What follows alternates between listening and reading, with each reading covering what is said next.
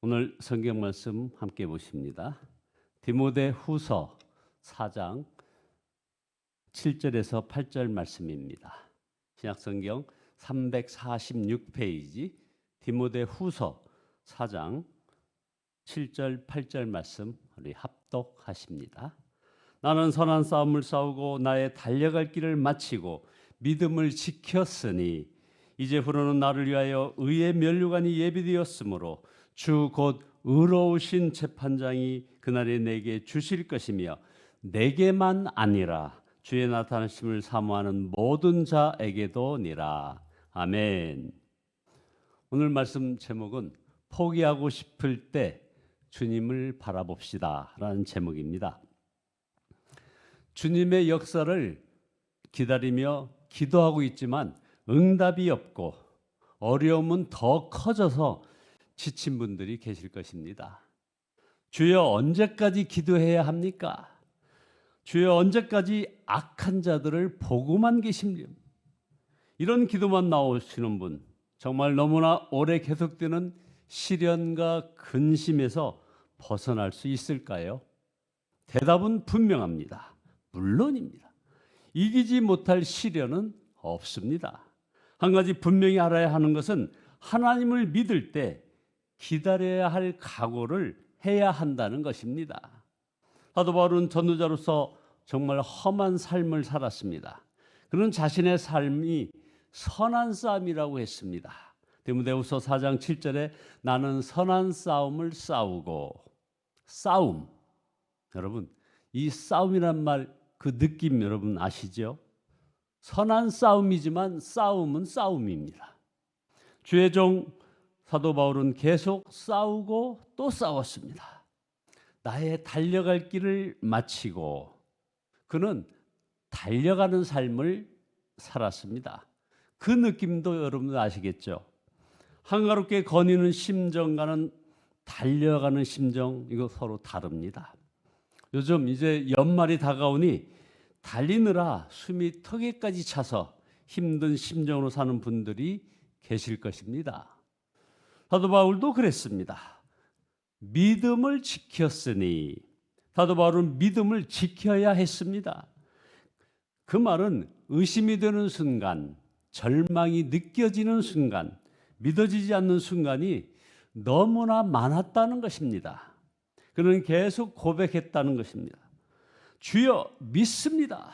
주여 믿음 없음을 용서하여 주옵소서. 주여 제게 믿음을 주소서. 그러므로 이런 상태에 있는 성도들은 위로를 받기 바랍니다. 나만 그런 것이 아니구나. 내가 잘못한 것이 아니구나.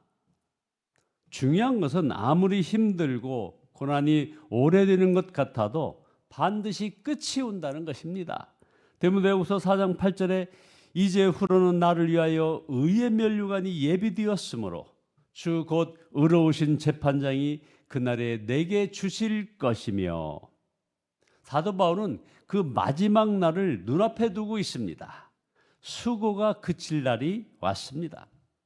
이처럼 선한 싸움을 싸우고 달려갈 길을 마치고 믿음을 지킨 다음에 마지막을 맞이하는 것이 얼마나 큰 복인지 알 수 없습니다. 그래서 지금 힘들고 지친 것 같아도 사실 복된 여정이 있는 것입니다. 마귀는 계속해서 포기해, 그만해, 할 만큼 했어, 안 되잖아 하고 계속 속삭입니다. 그러나 주님은 이길 힘을 주셔서 포기하지 않게 하십니다. 오늘 이 시간 그렇게 하십니다.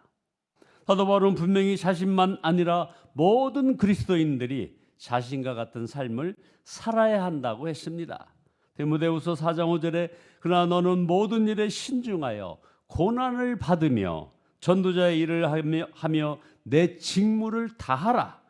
내게만 아니라 주의 주심을 나타나는 그 사모하는 모든 자에게도니라. 성경에 나오는 하나님의 사람은 미련할 정도로 인내의 사람들이었습니다. 야고보서 5장 10절에 보면 형제들아 주의 이름으로 말하는 선지자들로 고난과 오래 참음의 본을 삼으라.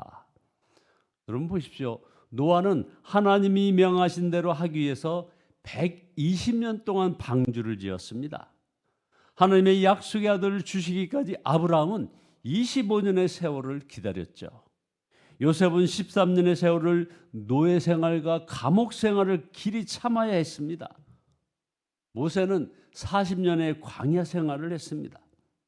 다윗은 사울 왕이 살인적인 추격을 받으면서 10여 년의 도망자의 세월을 참아야 했습니다. 성경 속에서 인내의 대표적인 주자는 단연코 욥이라고 할 수 있습니다. 야고보서 5장 11절에 보라 인내하는 자를 우리가 복되다 하나니 너희가 욥의 인내를 들었고 말씀하십니다. 사탄 마귀가 갖은 방법으로 괴롭혔지만 욥은 끝까지 믿음으로 인내하였습니다. 욥기 13장 15절에 그가 나를 죽이신다 할지라도 나는 그를 의지하노라 하면서 나의 가는 길을 오직 그가 하시나니 그가 나를 단련하신 후에는 내가 정금같이 나오리라. 근데 야고보 사도는 성도들에게 인내의 삶을 살라고 권하면서 인내하는 자는 주님께서 주신 결말을 보았다라고 했습니다. 그러니까 주님은 그저 인내만 하라고 하지 않으신다는 것입니다. 여러분 아십니까? 야고보나 요한 안에 역사하신 성령은 지금도 저와 여러분 안에 임하여 계십니다. 하나님께서 우리에게 인내를 요구하시지만 내버려 두신 것이 아니라는 말씀입니다. 우리와 함께 하시는 성령을 통하여 위로하십니다. 그리고 저와 여러분에게 이길 힘을 공급하시는 것입니다. 베드로후서 3장 17절에 보면 그러므로 사랑하는 자들아 너희가 이것을 미리 알았은즉 무법한 자들의 미혹에 이끌려 너희 굳센 데서 떨어질까 삼가라 하시면서 18절에 오직 우리 주 곧 구주 예수 그리스도의 은혜와 저를 아는 지식에서 자라가라 영광이 이제와 영원한 날까지 저에게 있을지어다 말씀하십니다. 베드로가 사도 바울이 어떻게 끝까지 포기하지 않고 사명의 삶을 살 수 있었는지를 지금 말해주고 있습니다. 자, 하나님은 왜 오래 기다리게 하시는 것일까요? 하나님께서 악한 자를 심판하실 때 악인이 더욱 악하게 내버려 두시기 때문입니다. 누구나 그가 심판받기에 합당한 자임을 인정하게 만드는 것입니다. 그래서 악한 자가 기고만장하고 하나님의 사람이 고통을 당해도 하나님께서 침묵하고 계시는 것처럼 보일 때가 있습니다. 그래서 악한 자가 더욱 악해지면 심판의 때가 가까운 것을 알 수 있는 것입니다. 자, 우리는 무엇을 보려고 하느냐에 따라 대상을 보는 감각을 이제 우리는 키우게 되는 것입니다. 이것이 매일 주님을 바라보며 주님과 동행하자는 그런 말씀과 연결됩니다. 보십시오. 야곱은 베델 들판에서 노숙하던 중에 사다리가 하늘까지 닿는 그런 놀라운 꿈을 깨어난 다음에 여호와께서 과연 여기 계시거늘 내가 알지 못하였도다 고 고백하였습니다. 야곱은 하나님이 멀리 계시다고 느껴졌던 그 자리에서 하나님을 만났습니다. 이것이 그대로 저와 여러분들의 처지입니다. 주님이 언제나 함께 하시는 그것을 상상도 못하고 사는 것입니다. 그러나 영적인 눈이 뜨이면 놀라운 고백을 하게 됩니다.